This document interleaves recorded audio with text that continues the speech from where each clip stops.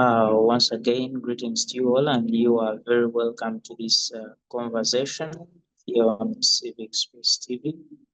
I am Phillip Muliisa. In this episode, we are having a conversation about marriage, about family, about togetherness, and indeed wide aspects relating to that particular subject, including equality, including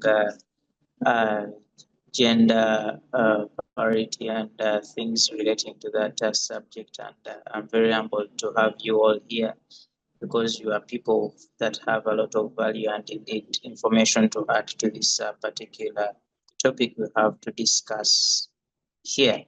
My name is Phillip Muliisa, and I'll be your moderator today. And certainly, before we go to what we are talking about today, I would love to first hear from you where you are and how the environment is doing in that particular location, because here at Civic Space TV, we care so much about the comfort and indeed understanding where our people are and how their environment is. I'll start with you, Shadia. Greetings, welcome to the conversation, and how is your environment?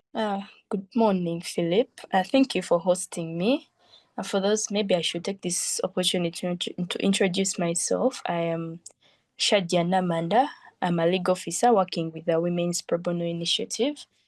And briefly, the Women's Probono Initiative is a not-for-profit organization that advocates for human rights, most specifically the rights of women and girls, with a view to end all forms of discrimination and violence against them.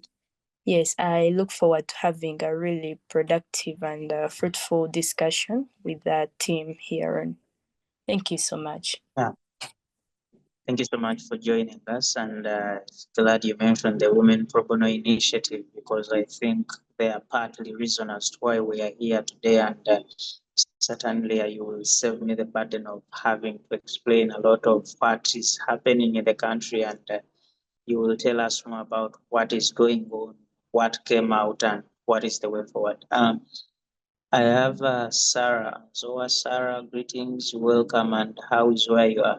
Hello, I'm very well, thank you. I hope you all are well. Yes, I'm somewhere here in Kampala. And it's a beautiful morning, I must say. Juggling a lot as always, but yeah, we thank God for grace. Now,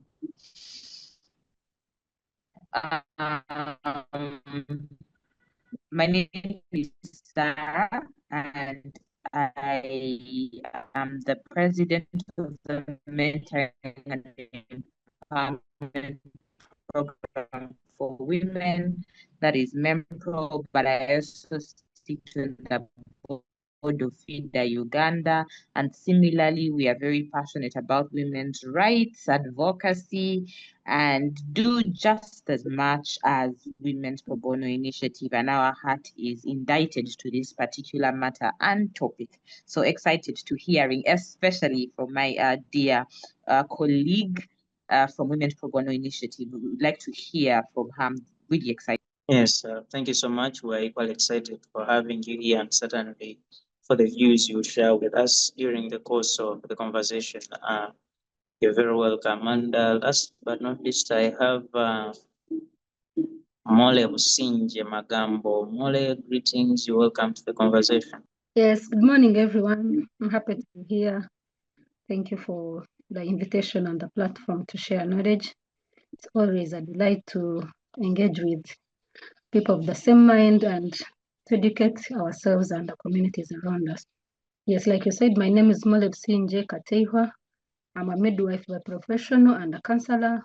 I'm in Barra, I stay in Barra, and I'm also a CEO of Tuhabulane Family Connect, where we talk about family matters, marriage, relationship, parenting, and so all everything concerning marriage and family, and also engaging with the community to educate and empower ourselves. So I'm delighted to be here, and thank you so much. Yeah, we're equally delighted to have you here, and certainly we can't wait to hear what Tuhabulane Family Connect has to share about this matter, because indeed it's something with a great meaning to family. I expect a couple of more guests to join us on this conversation, but in the meantime, we shall start with you that are already here. And the focus of our conversation is a court case that I understand Shadia here has a lot of knowledge and understanding and information about. And there was a constitutional petition by her own organization, the Women Probono Initiative, in the Constitutional Court of Uganda, where they were challenging a couple of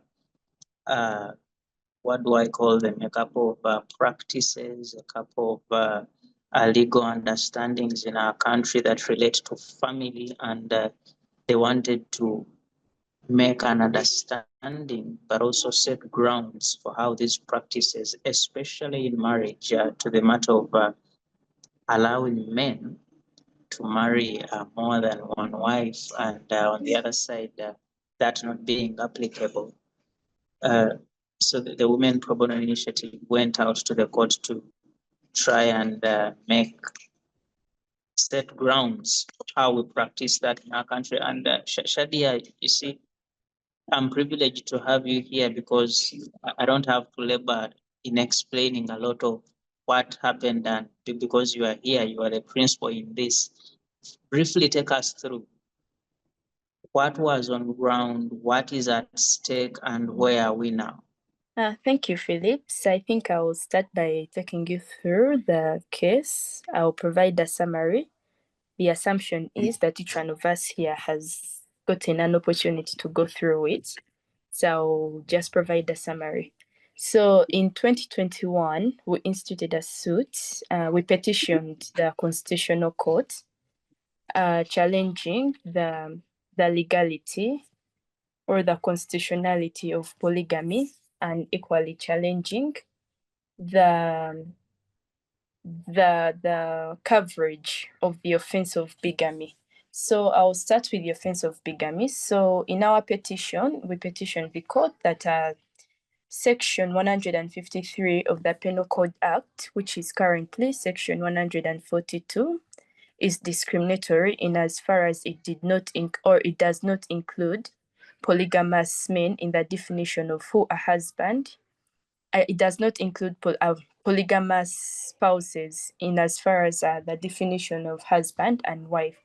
So when you look at Section 2, I think it was paragraph H and GG of the Penal Code Act, defines husband as one in a monogamous marriage, and the same applies for wife as a woman in a monogamous marriage.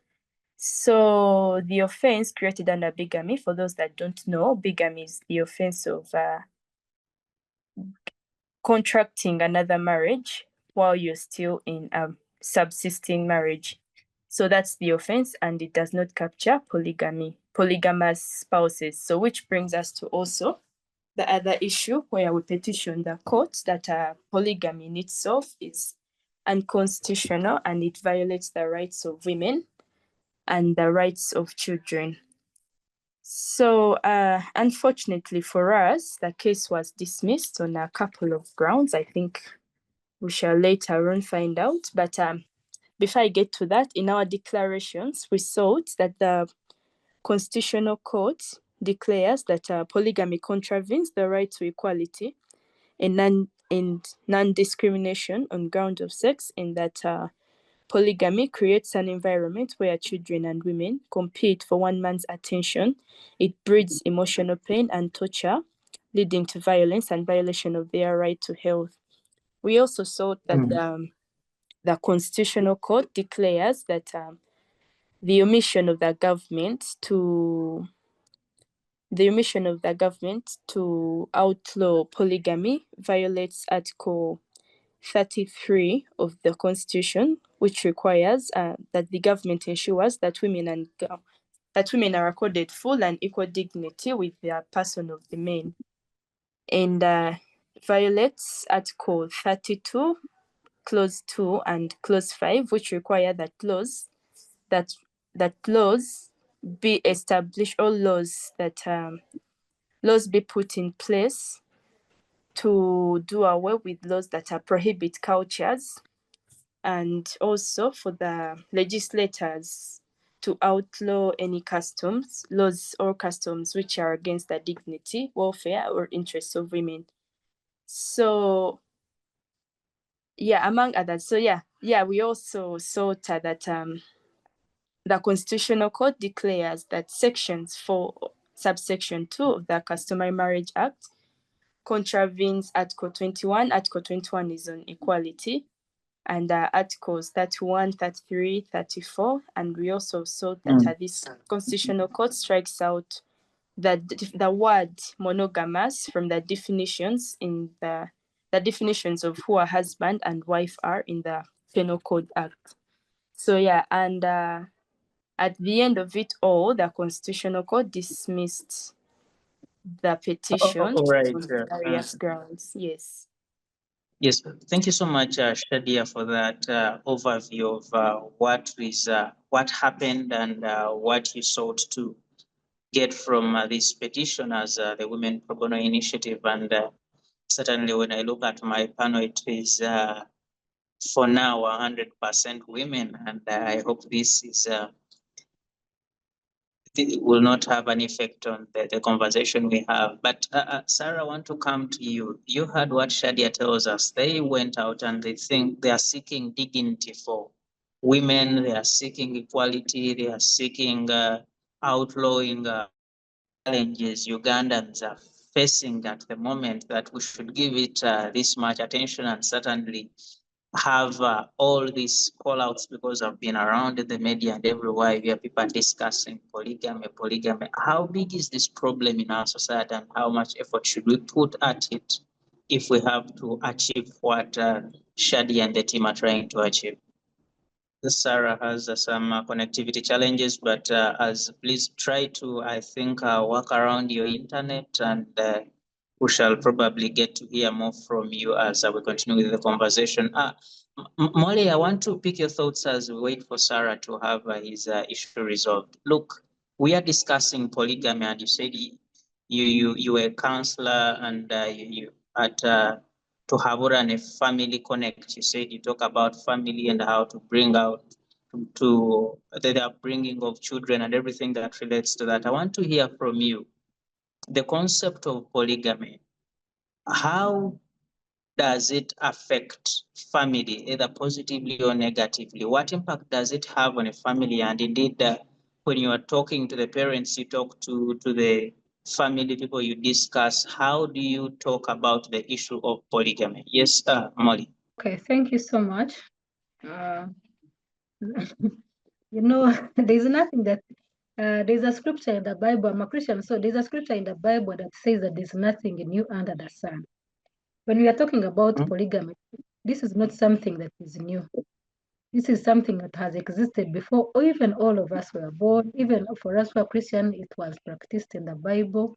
And there are some things we find in our society that we will not be able to take away, regardless of the things we do, only that we can minimize their effect on our lives or on the community by making laws, like right now how they are making laws. But these are things which have existed. So what I think about polygamy, the issue is not with the law, the issue with the people. Because now when you're reading through that law that is being tabled, or that we are discussing about, or even when we see in our society, people don't marry a second wife because they marry for different reasons, and those reasons come from someone's heart. So the issue here is not the law, it is the heart status, it is the heart issue. Because if you have married 2 wives, we have seen men who have even 3 wives and 4, but they are looking after their family and people are happy and there's a good environment. Though there are some effects which we cannot run away from, but we have seen men and women who have managed polygamy families, and they thrive and live in peace. So where the problem comes is when men or women, because now these days even women are saying, I can also marry, I can marry and have 2 men or 3. The issue where it gets a problem is when A man marries 2 wives or 3 or 4, but they fail to manage them. They fail to look after their children. Like saying these effects of polygamy, they affect children more and the wives, and that is what is in the bill, what they are advocating for, and which is very true. And some of us here and even in our neighborhood, we have people who have grown up in polygamous family, and you know what goes in around there. You lack of basic needs as a children, mental problem, emotional strain, financial strain. So if it did not have if the people who are advocating to marry more women were able to look after them and they make sure that everything stays in its boundaries, and they try to make sure that everything is balanced well, there wouldn't be a problem. But the problem comes. Molly, if you allow me to come in there. So basically what you are saying, it is not a question of having 1, 2, 3, 4 wives. It is a question of, can you manage that that size of a family? Are you able to provide for that family? Are you able to manage the kids? Are you able to ensure they have the basic needs they desire? Is it the point you're trying to make? It's that, yes, plus also the reason why you're marrying another wife, because it is all about the motive. The other thing is about the motive. Why do you want to marry another wife? Because most times, like we are saying, people these days don't marry out of love. And that is what is destroying our society, because we all know that family is a foundation of the society. Where there's no family, there's no society. And these escalating problems that we are seeing in the nation, in the parliament, and everywhere in the society, it is because they are indicating that there's trouble already in the family, because the family raises people who go into the community. If we raise half-baked people, then those are the same people we are seeing in the society. So when we attack and make laws which really compromise the status and the foundation of the family, then we are basically those impacts, we will see them in a community. So it goes back to the motive. Why are you marrying? Because these is people marry because for wrong reasons. I marry because I no longer feel the vibe. I marry because this one is no longer, the breasts have fallen. I marry because for all those wrong reasons. And anything that is not, it doesn't have a foundation, it will fall, because everything is built on a foundation. So if we can go back to the motives, if we can go back to the heart issue, like I told you, because we know that marriage was ordained by God, and the reason for marriage is companionship, is for us to raise children who can propagate the future, but to raise them in a setting of family by projecting and being their model and showing them what they should also do tomorrow. So when that is not there, then what we are doing is something else. All right, thank you so much, Molly, for that. And Molly says the focus should be on the motive, on the reason for the marriage. It doesn't matter the size, and indeed who is marrying who and where. Thank you so much. And Sarah, I hope you can hear me now. I'm going to hear from you now, but just before I hear from you, let me recognize we've been joined by Pastor Martin Ssempa. Many of you will hear people referring to him as Gabriel Baba Gwanga Mujeri Yesu. Pastor, greetings, and we are very honored to have you here in this conversation, and we are going to hear from you in just a minute. Let me first hear from Sarah here, and we shall get to you, Pastor. Sarah, I was asking, how much of a problem is polygamy, and how much attention should we give it in trying to solve what has been propagated as a problem, at least from the lenses of Shadia here from the Women Pro Bono Initiative? Okay, thank you very much, Philip. First of all, it's very exciting to be on the same call with Pastor Ssempa. I've seen and heard of him a lot, and I'm very excited to hear what he has to say on this matter. Now, understanding how much attention we need to pay to something, or how much challenge or problem it is causing, is when we look at the effects and how diversely the effects face. Now, when we look at something like polygamy, now polygamy affects the man. Polygamy affects the women involved, and polygamy affects the children. It also affects the government. Yes, because now how does government come in? We see that perhaps when the gentleman dies, there is an issue of succession. how are we sharing property? For us lawyers who are always in court, we know these are the most strenuous issues, you know, that happen, and government is investing in ensuring that, you know, justice is done right and things of this sort. So polygamy over time has firstly been straining on men, but it has been overly preached to them that perhaps, you know, when you marry better, you get better pleasure, you know, you have pleasure spread across. If this woman gives you a challenge, you're going to the next. But have men counted the cost, the economic cost, the social cost, the health cost it puts on them? So personally, because I do a lot of work in community, I interact with men on conversations around positive masculinity, and I also interact with women, especially in the grassroots settings. Now you realize that usually men enter this thing as maybe things that they've grown up seeing. They never count the cost. Now, when they get into it, that's when they see the impact hitting them back and forth. And actually, one of the gentlemen, one of the local council leaders that I had an interaction with from Eastern Uganda, did mention to me that his father warned him not to marry many wives like he did, but he didn't listen, and now he did, and he's facing the repercussions. So we care about men, and we think that the message around polygamy is a message around negative masculinity. Men are sufficient even with a woman, so it impacts them very badly. But then also on the women as well, of course, we do support that polygamy has a cruel impact on women because it's an emotional issue.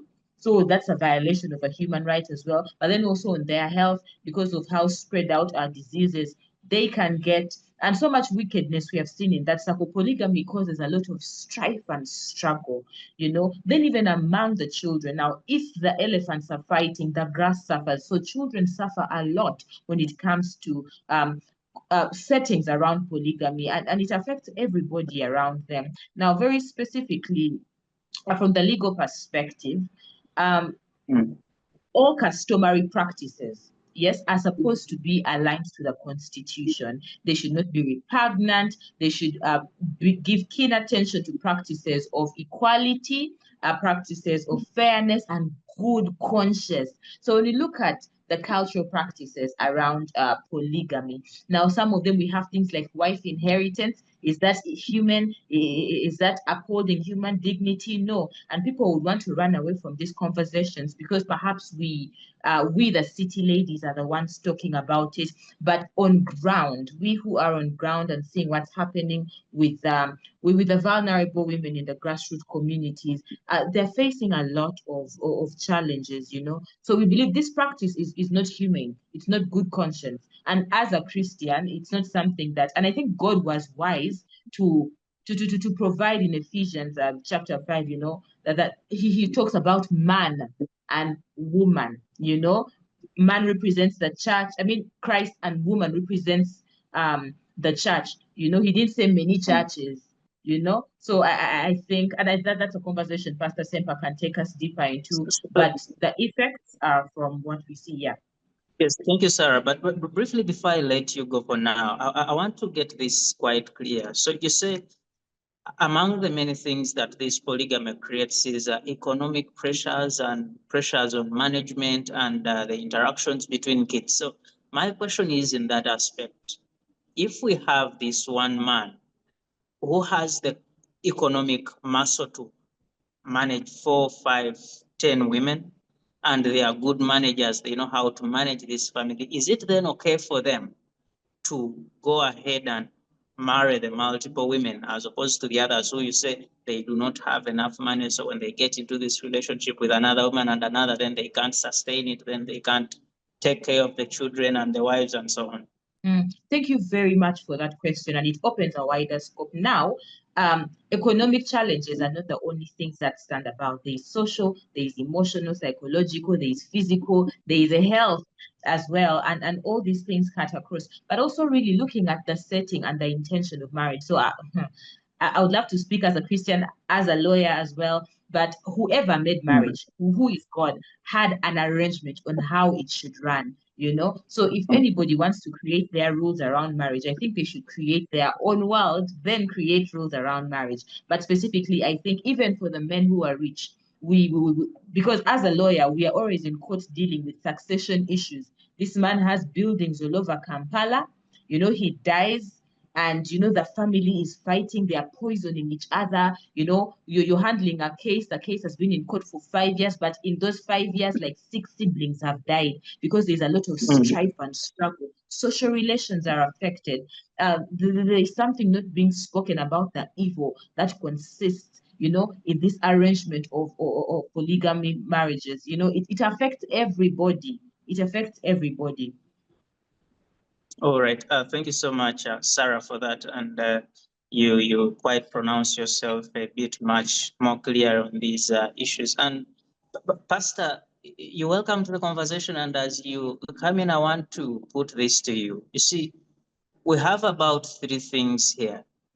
We have culture, which is our way of life as people, as African peoples, and you talk a lot about African peoples and our ways of life. We have spirituality, and you've had Sarah here referring to Christianity so much in this particular concept we discuss. And we have the aspect of the law, which is a means of managing society, how we govern ourselves, and the controls we put to make sure we stay within the boundaries of what is acceptable in our society. When you look at this concept of polygamy and of course, the effort of the Women Pro Bono initiative to try and quash it and remove it from our legal system, how do you relate the spirituality, the culture, and the law, making sure we do not lose the most important aspects of either of those, but also we keep living in a progressive way, like the Women Pro Bono initiative is trying to take us as a people of Uganda? Yes, Pastor, you're welcome. Hi, good morning, everyone. Thank you for inviting me to appear on this discussion. I don't think my signal is good enough, so I will not put the video on. So I ask that you excuse me that I will use audio. Just to make sure that I can be heard. Okay, is my signal okay? Yes, we can hear you, Pastor. All right, very good. Well, good morning, and what is exciting to be talking about the family, because that's really my area of great interest and great desire. The issue of polygamy, first, from a polygamous family. My great-grandfather, Bishaka, had 70 wives. He was a trader at the turn of the century who had 70 wives.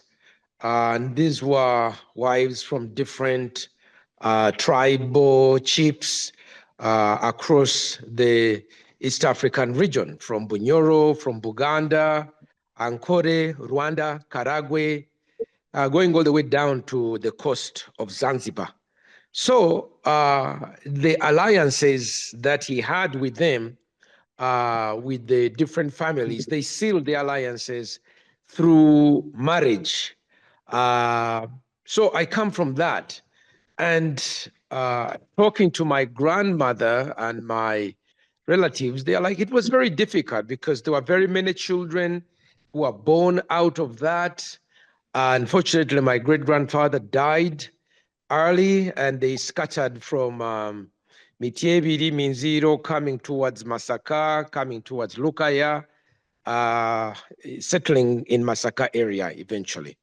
So there was a challenge out of that large size family. It was difficult to have love, but that's the reality. Now, whenever I would share that story with people, some really, have problems thinking about it, but that's just it. Now, I am married to one wife, Tracy. We have 5 children, and I'm not looking to have another wife. So you come up to the point where you realize that family exists, whether you like it or not, in different expressions. Some, even when you look in the Bible, John Mbiti wrote that when I read the Bible, I find family. I find that families are sometimes polygamous and they are sometimes monogamous, but they are all families. The ideal picture, if I would point out that I see, is the ideal is one man and one woman. That is the best, I believe, and God sets what is the best, and we see that in the Garden of Eden. God made one man and one woman. But we also see that there was a fall, and that the people as they were are not as they were created in their perfect state and the perfect world that we live in. So we find that in some circumstances, families are polygamous. I thought that the effort to use courts of law by the Women's Initiative to try and criminalize everybody who has a polygamous family was really out of taste. I think it was a wrong thing to do. And I think it's the same thing that I felt bad when I was at the Uganda Matters service about 3 years ago in, it was in Namugongo, and the priest said that, we don't want to have polygamous marriages.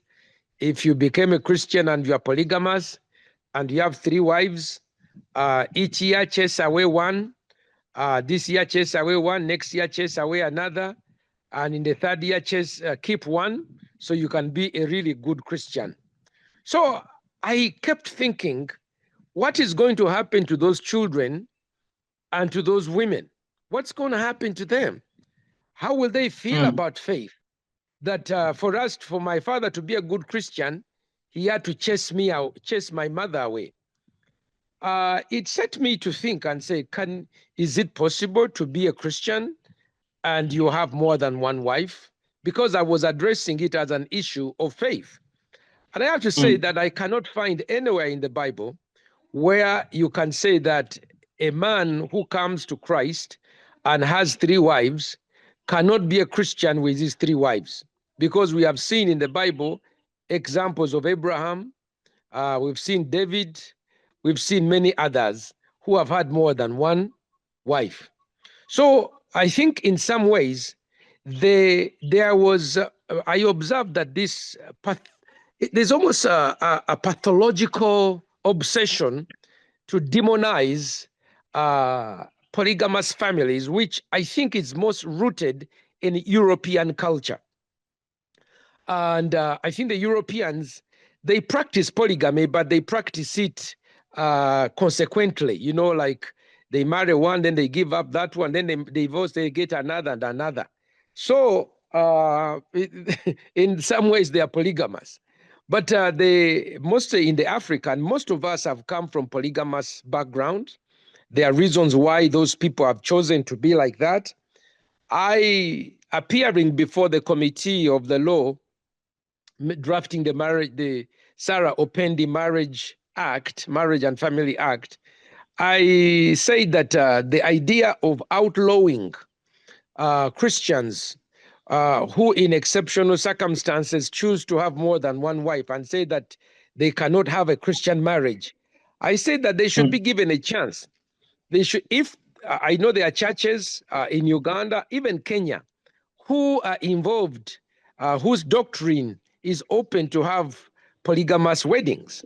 I said that we should not outlaw them because there's a case in court, since we are discussing laws, there's a case in Kenya, or I think Owo, who took the Kenyan Attorney General to court for having a similar law that disallows him to marry in a Christian wedding his second wife, because the law has been captive to only monogamous marriages. And I think personally, as a sociologist, I'm like, what if there was counseling provided and support provided through the church, because the current polygamous marriages are only customary. and they do not therefore enjoy the benefits which are given in terms of marriage counseling, in terms of marriage support, in terms of prayers to the family. So that now part of the reason why there is always witchcraft in polygamous marriages is because they are not seen or supported under Christianity, because we have a version of Christianity that only supports, that endorses monogamy. So that case is actually making progress in Kenya. And there is many others here in Uganda. There's my friend, Pastor Male. I may disagree with him, but you know, there are people who have variation of doctrine. There are people who pray in tongues. There are those who don't pray in tongues. There are people who believe in an apostolic leader, you know, like Apostle Grace Lubega. There are others who don't. They believe in a presbytery, deacons, and governance through deacons and others. So I felt like it was wrong for the law to make illegitimate Christians whose family choice is polygamous. That's why I spoke out. And of course, everybody was jumping on my head, telling me that Pastor, I was doing wrong. If I may ask, can there be a successful polygamous family? And for example, you mentioned the challenges your family had to go through, and many other families continue to have the challenges, like Sarah pointed out here and the other colleagues. Can there be a successful polygamous family that does not face some of those challenges you talked about, and many other challenges, including the economic ones? And certainly, what would be the ideal way of managing this kind of family to make sure it fits the standard that people like the team at the Women Pro Bono Initiative are looking at, the equality, the balance in gender, making sure people are not dehumanized, the emotional status of the wives, and so on? Yeah, I think they can. I've met several people who are polygamous, and they are successful and they are happy. Their wives are happy. Okay. So to say that they are not there really is wrong. And I think you should meet some of them. But I think trying to create the impression that families that have more than one wife cannot be happy is wrong. But I think there is need to decolonize the entire feminist movement, if I can come to it. I think the feminist movement rides largely on the doctrine and the theories of Western thinkers.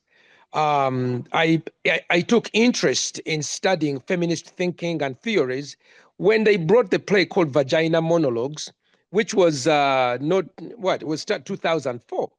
It was then that I sat down and I'm like, how can you make this to be something worthwhile?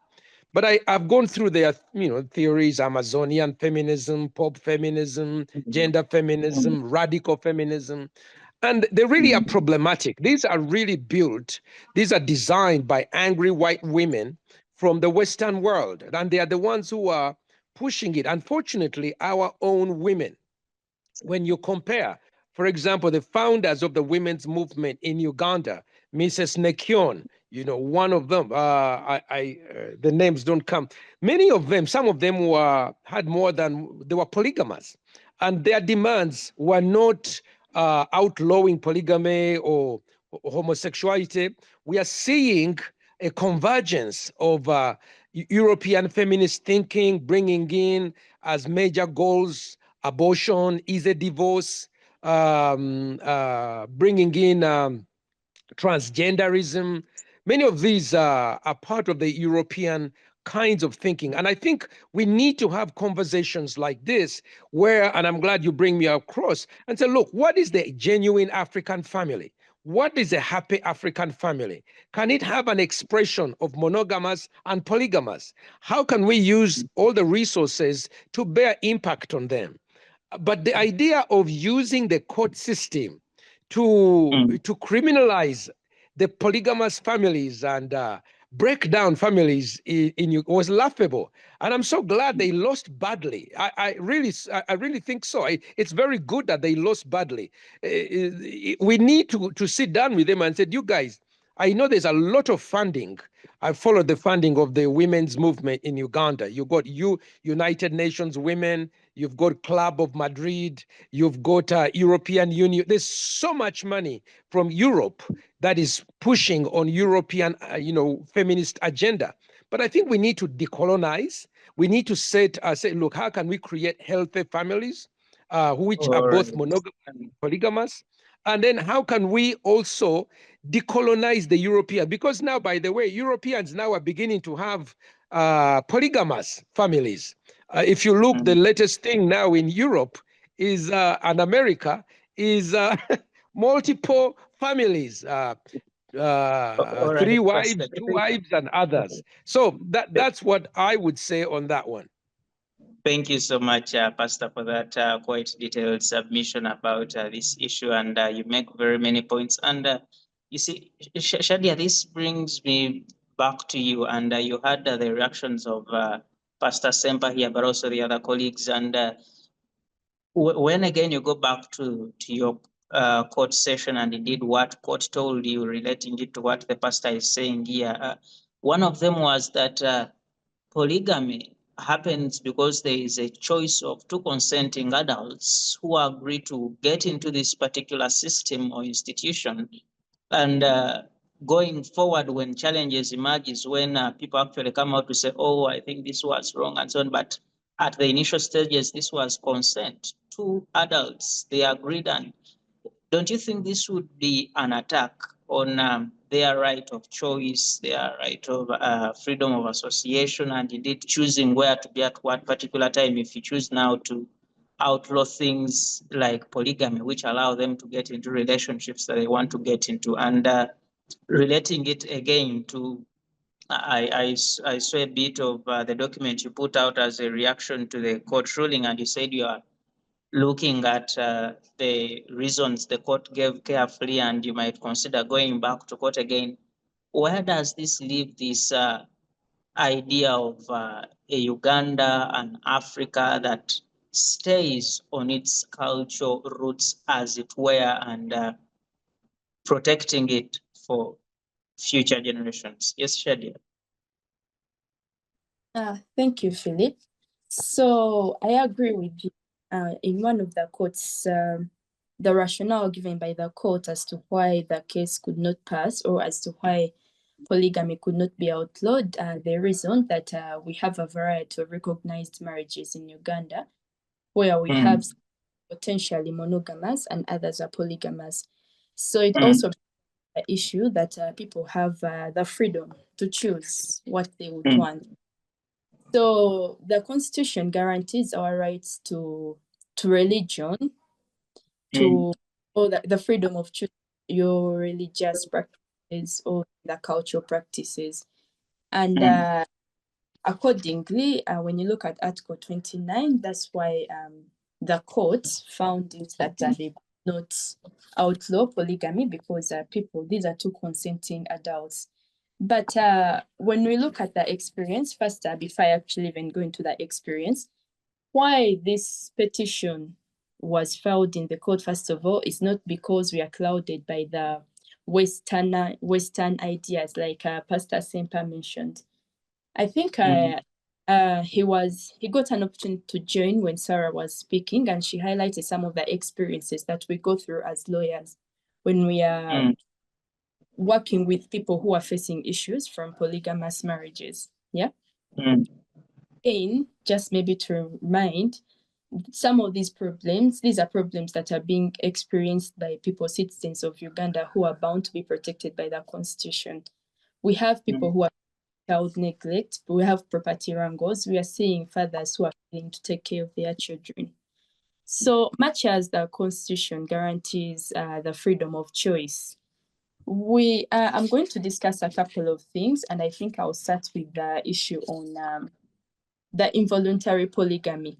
The problem is to assume that many people end up in polygamous marriages willingly. But look at this scenario where a woman gets married to a man, and later on, I think the counsellor mentioned it, that many a time men have had different reasons for engaging in 2 polygamous marriages. So a man and a woman will get married, and then maybe 20 years down the road, the man wants someone younger. You understand? I don't know if you've experienced any of those. So whenever they want someone younger, here we have a woman who does not want to sabotage the marriage and wants to stay in their marriage. But when you look at the marriage bill, some of the things that they were proposing in regards when they were proposing the conversion of the monogamous marriages into polygamous marriages, and they are looking at issues of consent, that the spouses must consent. But when we look at the scenario that I've just placed to you, we have someone who does not want to leave their marriage. They've been married for 20 years, but also they do not want to leave their marriage. So aspects of consent, they do not seem so practical in such scenarios. So that's what I would call the involuntary polygamy. So and Shadia, briefly before you let that point slide, because I was watching, I think, a town hall meeting one of these days, and people were giving justification to that, and they say, look, we are married 20 years down the road. This woman has grown to her 40s or 50s, and she's no longer as active as she used to be, and the other sex is still very active, and they still want to do a lot of things with their life, and they say, they sit with their wife and say, look, you no longer want to do A, B, C, D, and I still want to see that happen. How about I get someone doing that? And they say, this is something we go in, we agree with our wives, and they know we are doing this because I can no longer provide this. He or she has to find someone that provides that. And don't you think that should be allowed for people to get what they are supposed to get? Because if you are now holding them from getting it, then certainly also deny their right to get what they're supposed to get. How do you respond to that? Thank you once again. So again, like I said, we are having issues of consent being brought into, and like you've explained, that some people go into it willingly. So our, as the Women's Pro Bono Initiative, it's solely based on Article 31 that provides for the rights of the. When you look at Article 31, which provides that men are entitled to marry if they are above the age of 18, and they are entitled to found a family and to equal rights at and in marriage, during marriage, and at that dissolution. Still, when you move on to the Article 33, Article 33, which provides that women shall be accorded full and equal dignity with the person of the men. So much as the code did not do away with polygamous marriages, and we agree that the society we live in is homogeneous. We have people with different interests, women, it's not tailored from one piece of cloth. People have different interests. So what we would argue is, okay, if you're not outlawing polygamy, can we address the main problem? Because we cannot shy away from the fact that we have quite many social illnesses arising from polygamous marriages.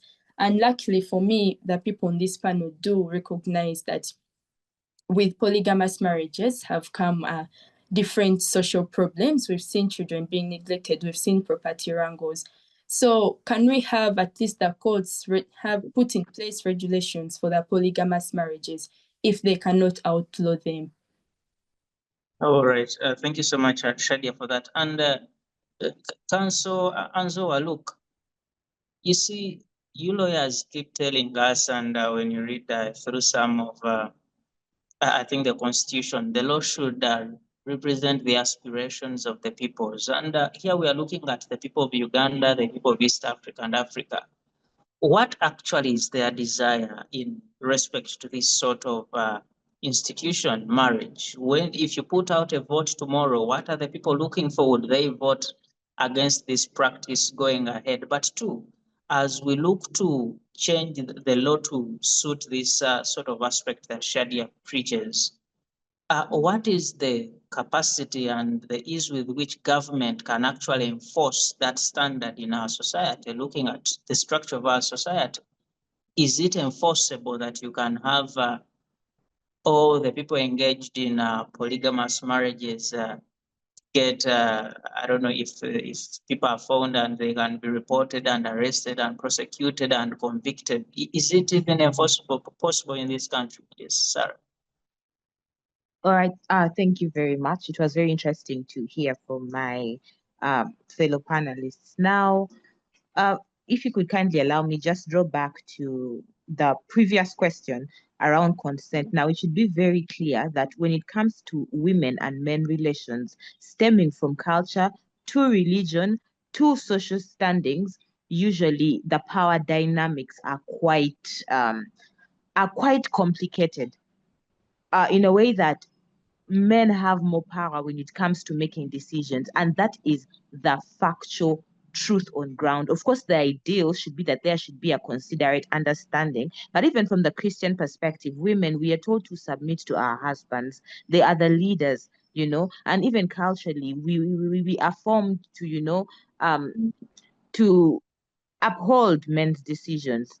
Yeah, and that is what the status quo is. So when it comes to consent, many of the women who are in polygamous marriages have literally no say. So what they do is they adapt to it and they just forge a way forward with it. But if they had a say, they would literally not accept or give in to this or say, oh, you bring another woman. Maybe she can't give birth or she is sick and something like that. So consent is really a one-sided issue, especially with my experience. So maybe Now, before you leave that one, just briefly, do you think then that outlawing polygamy provides a remedy for these complex power dynamics you talk about relating to culture, to religion, to everything that is in our society? Does this sort of declarations that Shadia is seeking provide a remedy for all those challenges so that now we get to ground level? Now, thank you very much for that question. Now, first of all, it is not a conclusive remedy in itself. What the law does, the law creates a standard. Now, for an issue like polygamy, that calls for mental transformation, and it takes a very long time. So what the law does is just create a standard. Its enforceability also is a question for another day, because issues concerning intimacy between man and woman, their enforceability is something that governments cannot overly assert on, especially in our context as Uganda, where a majority of our population is rural. Yes. Now, jumping onto the question that you ask, what do the people want?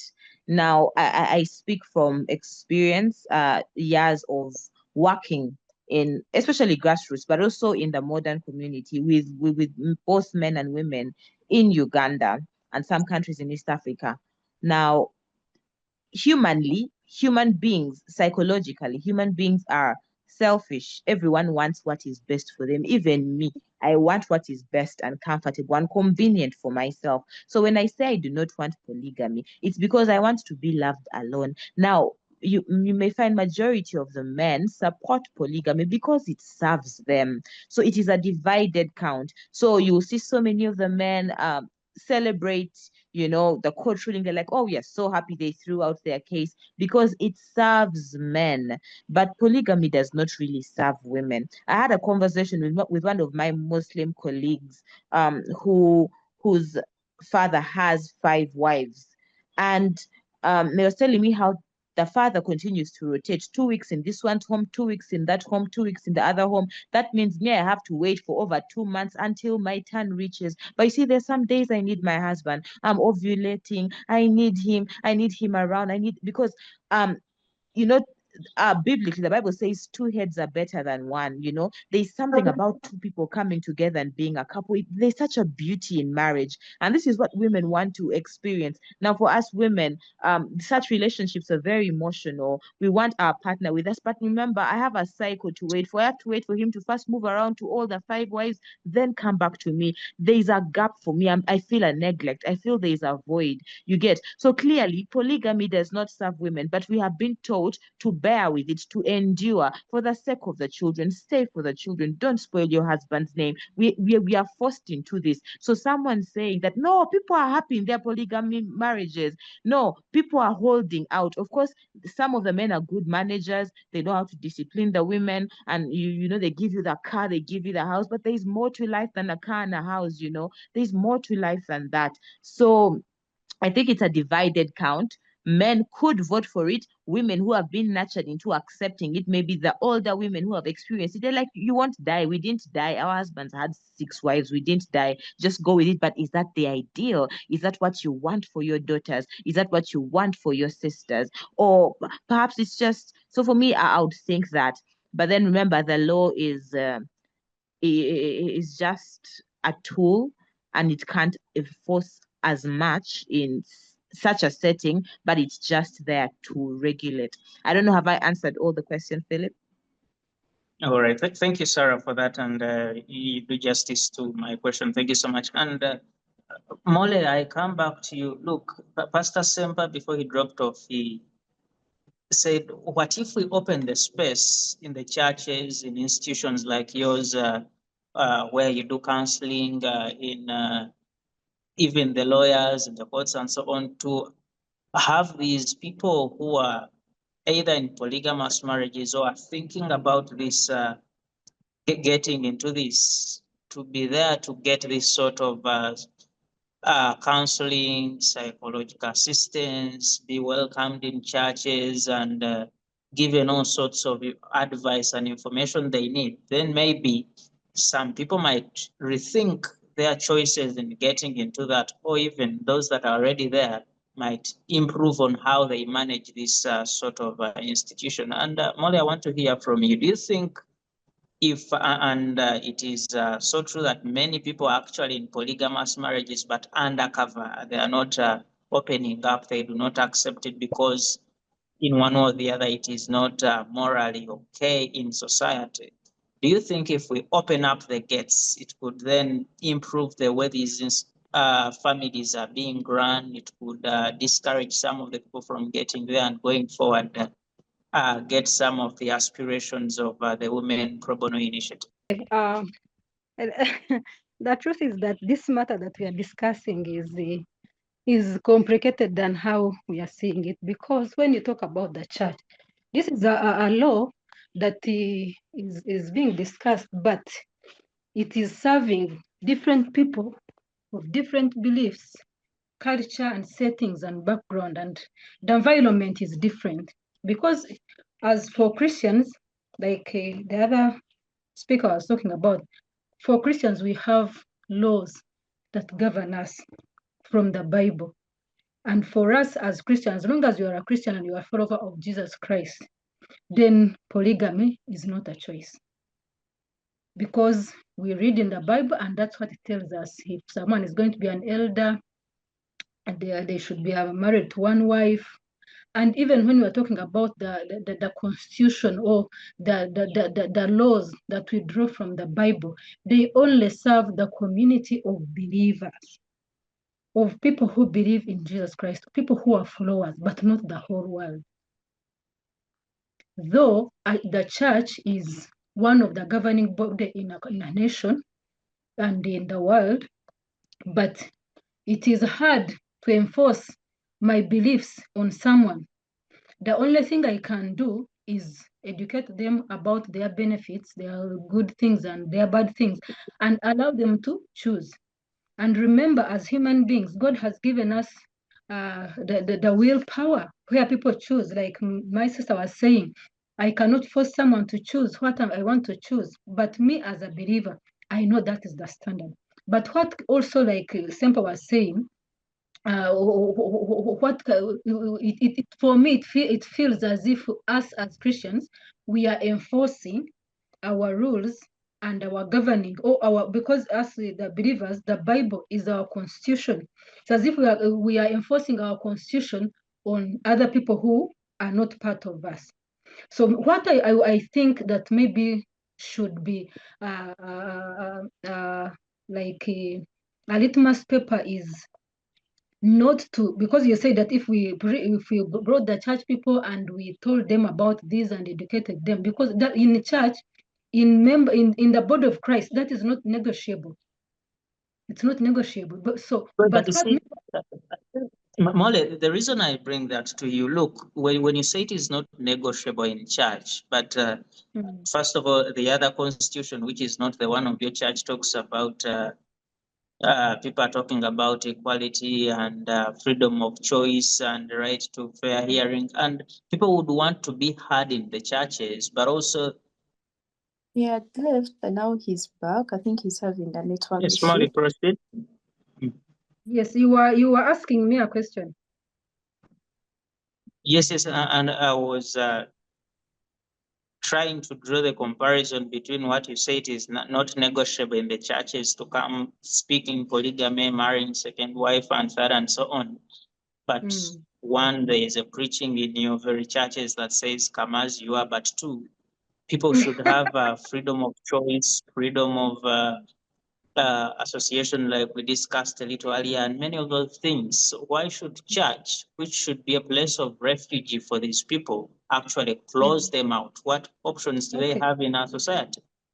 Okay, what I was saying that is not that, because if someone already has 3 wives, like Ssempa was saying, it is, I wouldn't find it variable or important for you to say, like the example he gave of saying chase away this one week, chase away no, I wouldn't accept that, because like you said, Christ accepts us the way we are. Maybe whatever we did it out of selfish ambitions, we did it out of ignorance, but now that we have known the light, now we go on we start on the road of transformation, but we don't chase away children and husband and the wives that we have. But what I was saying, it's like what I was trying to reply to is us now saying that it is acceptable in the church. That is a different thing. Me, I don't have what I really want to insist on, and which also my sister talked about, the reason I think why women are raising this bill is that the sense of insecurity. I think, like we said, that every law comes with a spirit behind it. The people who are driving this, there's a lot of insecurity on the side of women, and which is very true, because if you are married and your husband has 3 wives, you don't know what is yours, you don't know what is not yours. Of course, like they say that human beings, we are naturally selfish. We all need things for ourselves. Of course, you are wondering about the future of your children. You're wondering, what if this husband dies, what will happen to us? That is the insecurity that is always in the hearts of women, because women, naturally, their heart is on their family. So, and the reason why these women are really advocating for this is to have that sense of security. The reason you see they are saying things, put things in our name when we divorce, or when something happens, we also part of it. They want the security of their family and their children, because they know if this man gets out of the picture, dies or anything else, the person who is going to suffer, it is the woman and the children. So if the men, if the law can provide for that security, I don't think that women would be insecure, or maybe there would be any other problem. But the issue is not propagating for polygamy, but the issue should be for securing, having security, a law that protects women who protects women who find themselves in a situation where they are 2 or 3 or 4, or maybe the numbers as they go. So I think that is where the district should be, to secure, and also the issue of heart. Me, that is where I put, because like I had talked about it, but I want to emphasize it. The issue is not about the law, because if the person doesn't have the law in their heart, even if you put 1,000 laws outside, they will not be impactful. So it will have to go back to the heart issue and see, why are these women insecure? Why do they want this law? That is where. All right, thank you so much, Mole Busingye, for that. Mole says the issues of the heart, but also people need to have their security. And Sarah here told us that actually it is even more than the economics and the property security. It is more to do with the psychological and physiological bit of it. And you want to have your family around, you want to see your man, you want to see your children, you want to have them together, and you shouldn't be denied seeing them because they are paying attention to another person and you have to wait your turns. Colleagues, this is Community Voices Uganda here on Civic Space TV, and we're having a conversation around polygamy and indeed how the law and any other sectors of society can streamline this practice in our society to see that there is equality, there is dignity for persons, and indeed everyone enjoys the life as they are supposed to enjoy it. And ladies, we are nearing the close of our conversation, and I want to hear from you because, look, in any case, the polygamy is around in our societies, and the laws are being challenged. Some laws exist, and all these situations keep happening. I want to hear from you. How do we move forward, and what is the best practice everyone should be looking at as we move in this beautiful country? And I want to start with you, Shadia. I know, yes, the Constitutional Court pronounced itself, but what other mechanisms are you looking at as the Women Probono Initiative to make sure you drive this cause home? And do you see it happening in the short term? Yes, Shadia. So as the Women's Probono Initiative, we are appealing or intend to appeal against this decision because we feel that the underlying issues were not really captured. So when you read the document, I think around paragraph 122, we take note that the judge takes notice of all the social illnesses arising from polygamy. And our fight against polygamy is not because we are trying to westernize the marriages in Uganda. It's because of the experiences of the people. The Constitution has to protect the people, and I had earlier cited articles which protect and are called for and equal dignity with them to women with the men. I would like to take you back in 2003 where we had the marriage. We had the Domestic Relations Bill, and that bill identified polygamy as one of the underlying factors for the perpetration of gender inequality. Our same government also made a report to the children's. Sorry, 1 minute. Yes, so our government made a report to the Convention on the Rights of Children, and they also noted that the family in Uganda is faced with numerous problems, and most of these arise from the structural characteristics of the family in Uganda. So, and still they noted that in polygamous marriages, wives and children have suffered many psychological problems and material deprivations. And they also added that the children especially have suffered from parental neglect. So to ground our arguments more, still, these are not our mere things as maybe bitter feminists. Yes, we may be bitter because of the patriarchal society we are living in. We have all the rights to be bitter. But Shadia, this is 22 years ago. Maybe things have changed for the better. I think things have not yet changed. Things have been changed, and we still fight. We still are continuing with the fight against polygamy. Again, when you look at the reports that our government made to the committee to CEDAW, they noted polygamy increases the risk of women becoming victims of gender-based violence. So all these coupled with lived experiences with people in polygamous marriages, we are not giving up the fight against polygamy. And one other thing that I've noted from our discussions is that the worry, let's say the court, or let's say we are successful with our appeal, that what happens to people that are already in the polygamous marriages, we need to note that the law does not act retrospectively. So what we shall be having is that we shall not be having the polygamous marriages anymore. And in the event that we are not as lucky, we just want protection for the women in the polygamous marriages. From this discussion, I've noticed us are alive to the facts or alive to the experiences of the people in the domestic marriages. So I'll still take you back to the Domestic Relations Bill. In the recommendations they made in there, because like I mentioned, they identified that polygamy being one of the underlying factors for perpetuation of gender inequality. So in the recommendation made, and what we would be hoping that the court considers, is that we have establishment of clear rules or conditions under which a polygamous marriage would be permitted. And of course, we are looking at, they made recommendations of consent from the first wife, which is also not so ideal, considering the power imbalances. But I think that will be one step closer to our fight. So, and also they recommended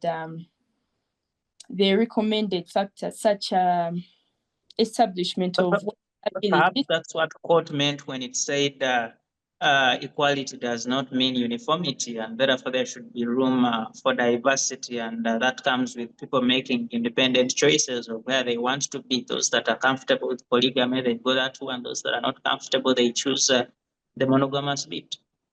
Okay, so after this, I think address the aspect of the individual choices. I think the courts failed to balance the battle between Quite briefly, as you conclude. So yes, so I think still in the bill, we are looking at one providing proof of the ability to cater for more than one spouse, among others. So regarding those recommendations, still, as the Women's Pro Bono Initiative, we feel that polygamous should be outlawed. And I think I've tried to point out different reports that show the dangers that come with polygamy. So on the issue, Yes, the court, I think in their ruling, of not I think, it is what happened. The ruling, the court says that since we have different options of marriage, or the different legally recognized marriages in Uganda, a person should be able to choose what works for them.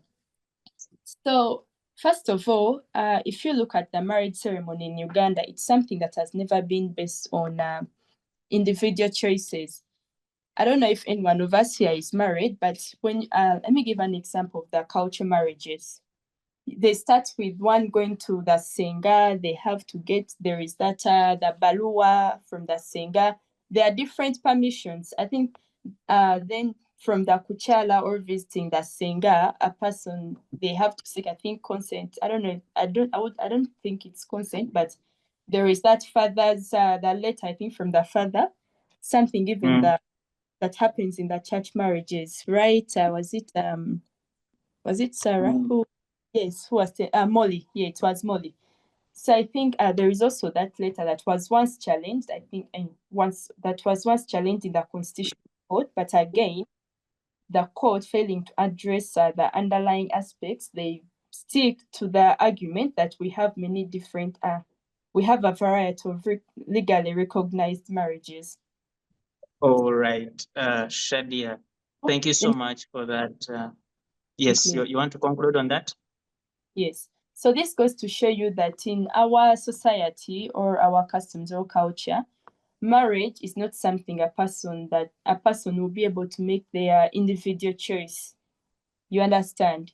It involves different parties. We have the fathers, we have the aunties. And then the second thing that when you look at this judgment, the court fronts still individual autonomy as compared to previous judgments where the court has fronted community autonomy. Let me give an example of the case challenging the Anti-Homosexuality Act, where we see that bringing into the community autonomy, that as a community or as believers in God, this is against our customs or morals, you see, yeah?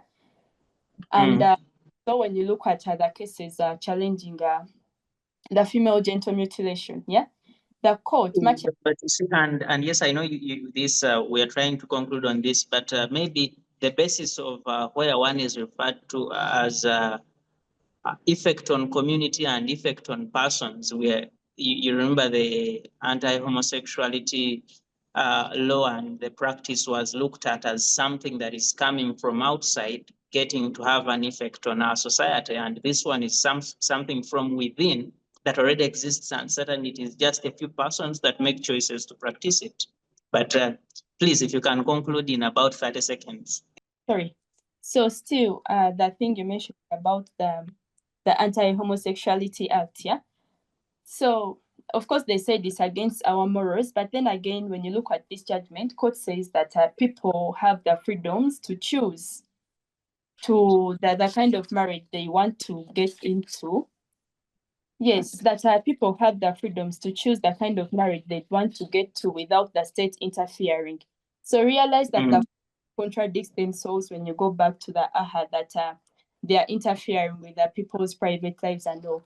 But I think going back to my main point is the individual autonomy to the vis-a-vis the community autonomy. At what point do people actually get to be able to decide what they want? We need to have a proper discussion on the issue of autonomy.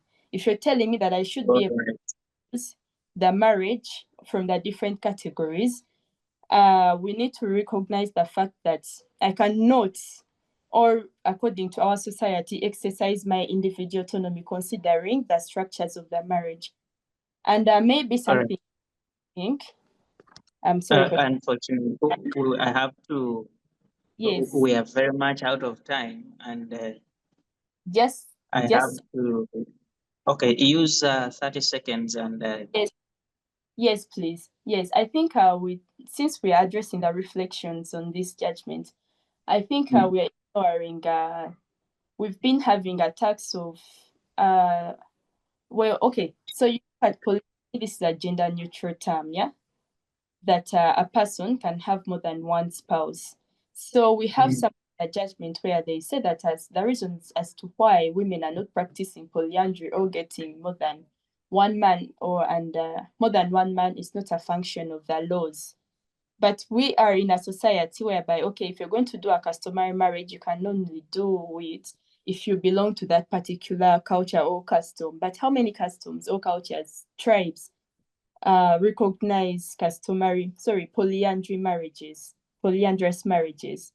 So maybe I don't know if you're concluding right now, but I think. All right, Shadia, thank you so much for that. And we can have these conversations for the entire day, and still we shall have more to talk about. But thank you so much for the amazing insights you give us in this regard. Sarah, moving forward, what should be done, and certainly how do you see the progress of this movement, of this quest, and should like she's saying, for example, polyandry, and how it we have any places where it is practical. Again, going back to the culture, how much do we dig into our culture to change it and see that we adopt some of these emerging ideas and practices from elsewhere, or that are evolving from within? And yes, sir, how do you see us moving forward with this issue? All right, thank you very much for your question. Now, firstly, culture is progressive, and any culture that does not progress and remains stagnant ends up sabotaging those who subscribe to it, because times and seasons change, and we should fit in practices to serve people in a particular context. So previously, polygamy was a thing in our cultures in Africa. I mean, men had so much land, they had farmland and things like that. But now, I mean, look at the economy. Carrying that on is something that's really strenuous. But also, what would I recommend? Now, we cannot impose on people, because you have a choice to self-determine, and that's also a right you have constitutionally, but also internationally. Now, there's some people who would really not mind doing a polygamy marriage, but our thought is, how do we, just as it was earlier mentioned, how do we protect people who are in polygamous marriages? But then also, can we have a law that regulates those polygamous marriages? For example, if you get married to a gentleman customarily, can a woman have a say on if he can add another wife or not? Because people say that, yes, according to the judgment, the judges say that these are adults and they consent to this type of marriages. But we are talking about the woman gets married to the man, and after a few years or after very many years, he marries another woman.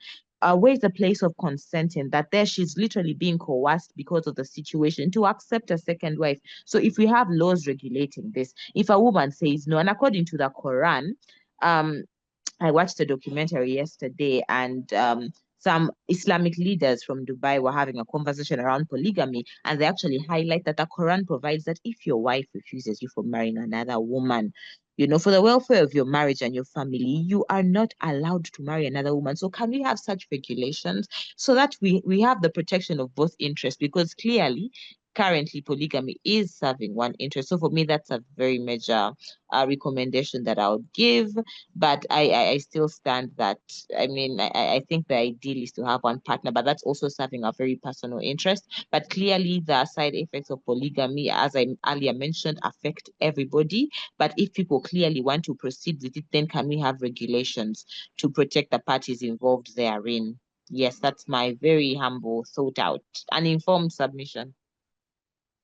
All right, Counsellor Sarah and Anzoa, thank you so much for those thoughts, and thank you so much for making time to this conversation. We appreciate you so much. Counsellor Shadia Namanda, again, thank you so much for your time and for making time to join this conversation, but also for the initiatives you're undertaking there in the communities to make sure you create some of these progressive changes. You have given an amazing discussion here, and I hope to have you more and really soon to have more conversation about either this or any other topics and subjects that keep on emerging in our society. I appreciate the contribution of Pastor Ssempa Martin, who dropped off a little earlier. Thank you so much, Pastor, for joining us, and indeed Mole Busingye from Barara. Thank you so much for your thoughts and for joining the conversation.